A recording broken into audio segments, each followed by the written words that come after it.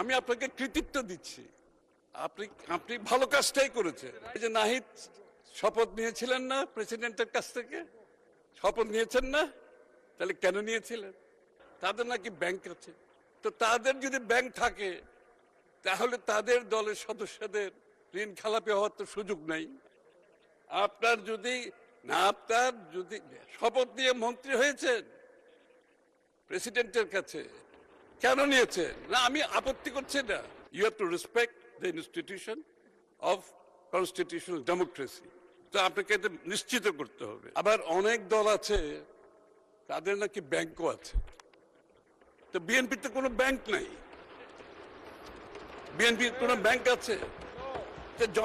বাংলাদেশের এটা জনমুখে প্রচারিত, এটা সবার জানা আছে তাদের নাকি ব্যাংক আছে।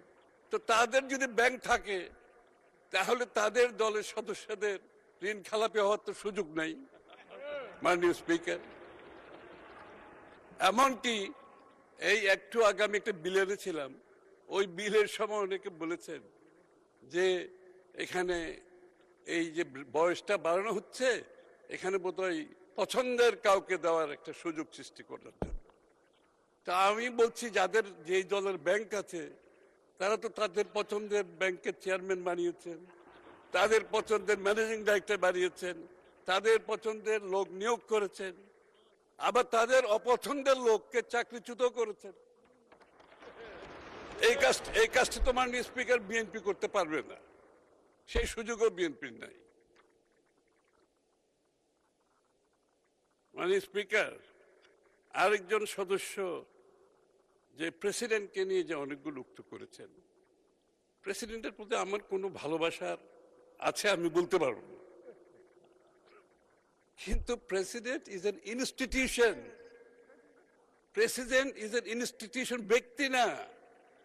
হ্যাঁ, ওই যে নাহিদ শপথ নিয়েছিলেন না প্রেসিডেন্টের কাছ থেকে, শপথ নিয়েছেন না?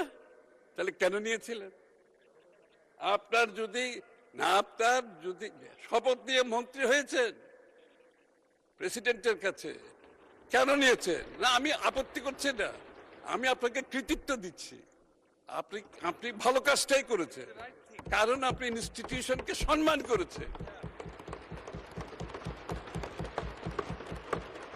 এখন আপনি মন্ত্রী নাই, আপনি বিরোধী দলে বসে আছেন, এখন আবার প্রেসিডেন্টকে আপনি ইনস্টিটিউশন হিসেবে তার সম্মানটা থেকে বঞ্চিত করছেন।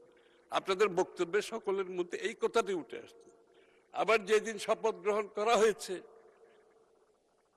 ইন্টেরিয়াম গভর্নমেন্টের, আমাদের বন্ধুরা সবাই তো সদল বলে সম্মুখ সারিতে উপস্থিত ছিলেন, সম্মুখ সারিতে। আমরা জায়গা পাই না, আমরা পিছনে বসছি।